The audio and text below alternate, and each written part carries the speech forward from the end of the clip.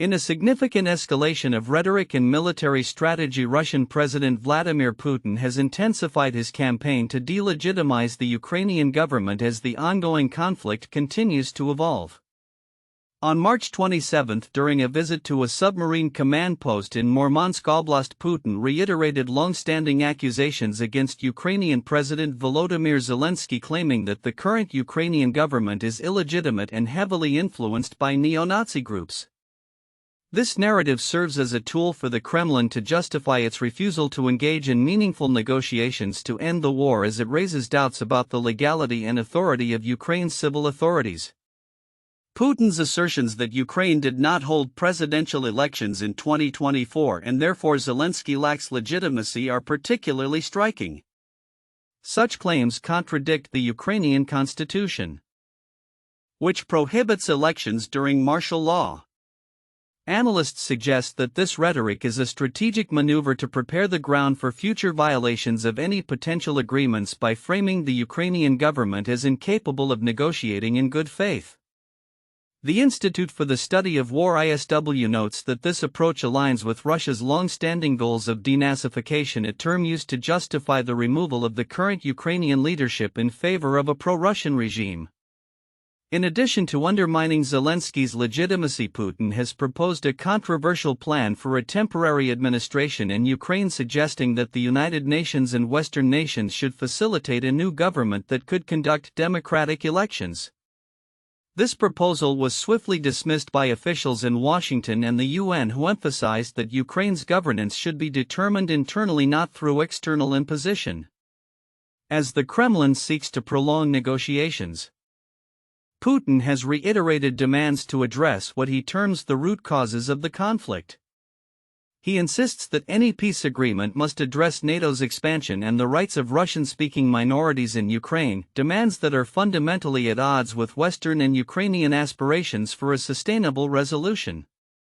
This insistence on capitulation reflects a broader strategy aimed at creating favorable conditions for Russia on the battlefield while continuing to pressure Ukraine and its allies. On the military front, the Russian military has announced plans to reorganize its naval infantry brigades into divisions, a move that underscores the ongoing military restructuring aimed at enhancing operational capabilities. This reorganization is expected to occur over the next few years, with specific brigades being upgraded to divisional status, thereby potentially increasing the effectiveness of Russian naval operations. As fighting intensifies in various regions, both Ukrainian and Russian forces are making incremental advances. Reports indicate that Ukrainian forces have recently gained ground in Belgorod Oblast, while Russian troops have made moves in Kursk and Zaporizhia Oblasts. The conflict remains dynamic, with ongoing missile and drone strikes by both sides targeting military infrastructure and civilian facilities, highlighting the escalating nature of the conflict. In a broader context, Russia's military strategy is evolving alongside its diplomatic maneuvers. The Kremlin's renewed calls for a temporary administration in Ukraine, coupled with its military restructuring, suggest that Russia is not only focused on immediate military gains but is also preparing for a protracted conflict that could reshape the geopolitical landscape in Eastern Europe. Looking ahead, the situation remains precarious. The ongoing negotiations, potential territorial changes, and military developments will likely have lasting implications for the region.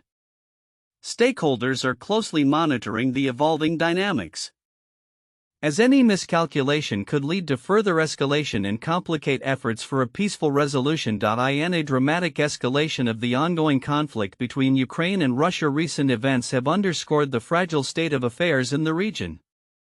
A devastating drone strike in Dnipro has left 4 civilians dead and at least 19 others injured, igniting widespread outrage and condemnation.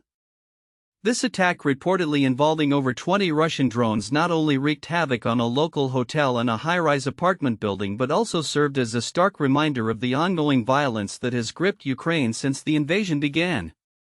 As Ukrainian President Volodymyr Zelensky condemned the drone strike, he provided insight into the broader military strategy being employed by Russia. They're dragging out the talks and trying to get the US stuck in endless and pointless discussions about fake conditions just to buy time and then try to grab more land, he stated, highlighting concerns that Moscow is preparing a new offensive along the extensive 621-mile front line.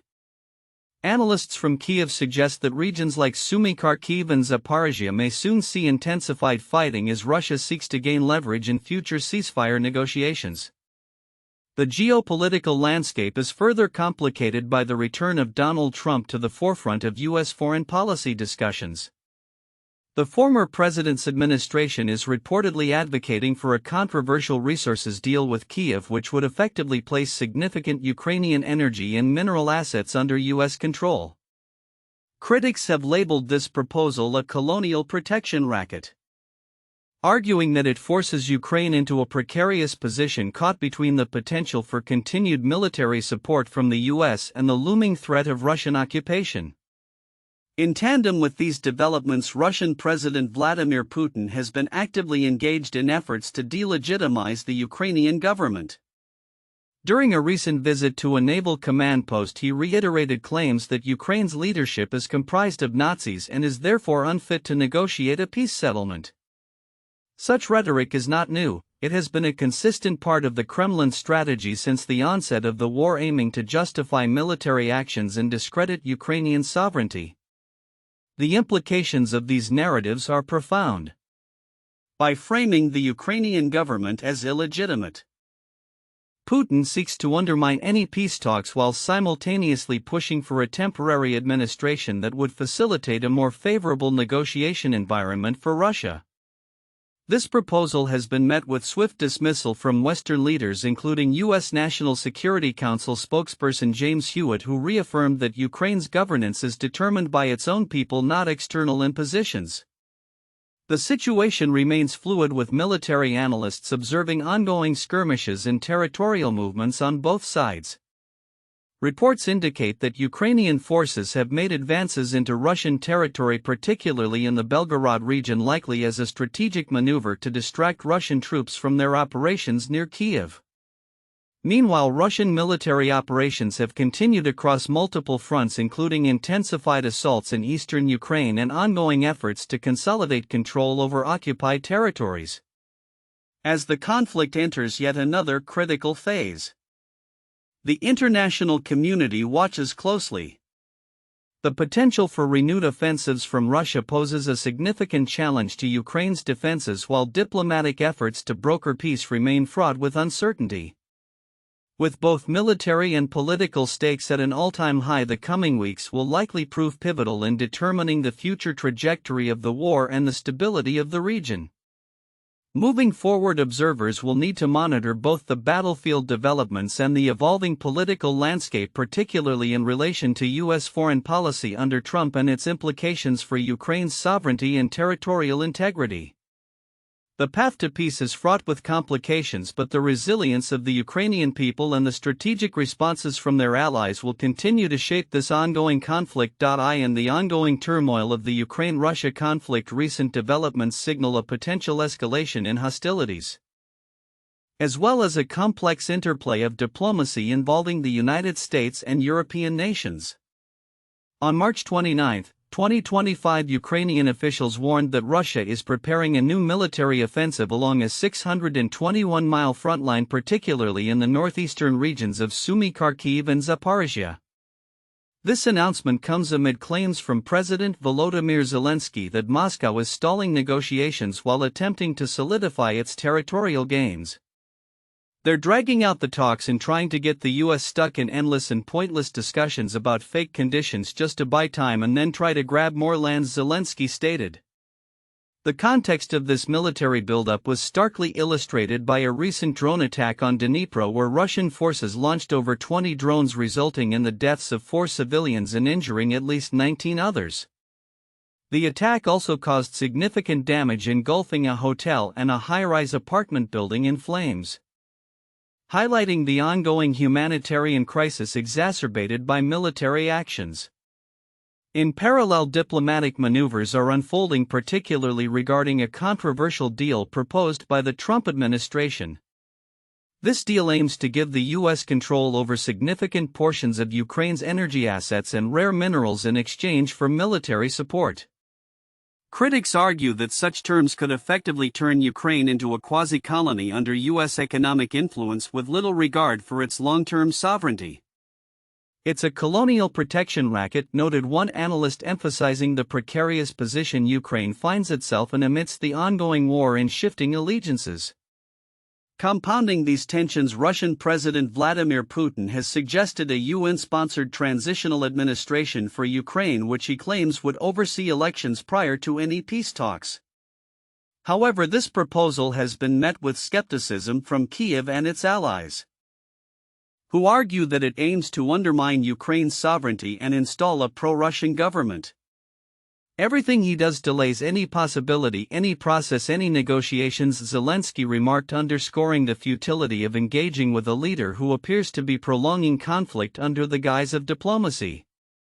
Furthermore, U.S. Secretary of State Marco Rubio downplayed the potential for high-level discussions with Russia, labeling such efforts as premature. Observers note that any negotiations must be met with a firm stance against Russian aggression, particularly in light of Putin's recent threats to finish off Ukrainian forces. This rhetoric mirrors a pattern of behavior where Russia engages in discussions while simultaneously escalating military operations, a tactic designed to gain leverage in future negotiations. As the situation evolves, the potential for a renewed offensive raises significant concerns about civilian safety and the overall stability of the region. While military leaders from the UK and France are set to visit Ukraine next week to discuss security assurances, the efficacy of such measures remains uncertain against the backdrop of Russia's aggressive posturing and strategic manipulation of diplomatic channels. In conclusion, the complexities of the Ukraine-Russia war are poised to deepen in the coming days as military actions and diplomatic overtures continue to intertwine. The international community watches closely, aware that the outcome of this conflict could reshape the geopolitical landscape of Eastern Europe for years to come. Future developments will hinge not only on military strategies but also on the resolve of Ukraine's allies to support its sovereignty against external pressures and the machinations of a determined adversary. In a significant political development, Ukrainian President Volodymyr Zelensky has firmly rejected a proposed minerals agreement with the United States, citing concerns that it could jeopardize Ukraine's aspirations for European Union membership. During a press conference in Kyiv on March 29, 2025, Zelensky emphasized the Constitution of Ukraine clearly states that our course is towards the EU. Nothing that could endanger Ukraine's accession to the EU can be accepted. This statement follows recent reports from major media outlets including Bloomberg and the Financial Times detailing Washington's latest offer to Kyiv. This proposal would create a joint investment fund granting the United States access to Ukraine's oil, gas and minerals, with revenue split between the two nations. Zelensky confirmed that Kyiv had received a new draft of the deal which included provisions that had not been discussed previously, as well as elements already rejected by both parties. The European Commission is set to review the proposed agreement, particularly focusing on its implications for Ukraine's relationship with the EU and its ongoing accession negotiations. Paula Pena, the Commission's chief spokesperson, highlighted the necessity of a concrete agreement with letters black on white before any assessment could be made, stressing the need to evaluate how the deal might affect Ukraine's integration into the EU. Zelensky's rejection of the deal underscores a broader concern among Ukrainian officials regarding U.S. foreign policy under the Trump administration. While he expressed gratitude for American support, Zelensky also noted that the U.S. appears to be influenced by Russian narratives. He remarked during a separate interview, "I can't be ungrateful to the U.S., but today, unfortunately, they are under the influence of Russian narratives." The backdrop of this diplomatic tension includes Russian President Vladimir Putin's recent proposal for a temporary UN administration to govern Ukraine, a suggestion that both Zelensky and UN Secretary-General Antonio Guterres dismissed. As the war in Ukraine continues, Zelensky has accused Russia of using delay tactics to prolong the conflict, asserting that Moscow continues to attack Ukrainian infrastructure despite calls for a ceasefire. In the context of these geopolitical dynamics, Zelensky has also raised concerns over the Trump administration's push for expanded mineral rights in any new deal, which he fears could undermine Ukraine's sovereignty and economic independence. He has called for a clear understanding of the security guarantees tied to any such agreements, asserting that the pressure on Russia must remain high to facilitate genuine diplomatic progress. As developments unfold, Zelensky's commitment to prioritizing Ukraine's EU aspirations illustrates the delicate balancing act facing Kyiv amid ongoing negotiations with both Washington and Moscow. The consequences of these decisions are likely to resonate beyond the immediate conflict, influencing Ukraine's strategic direction and its place within the European community.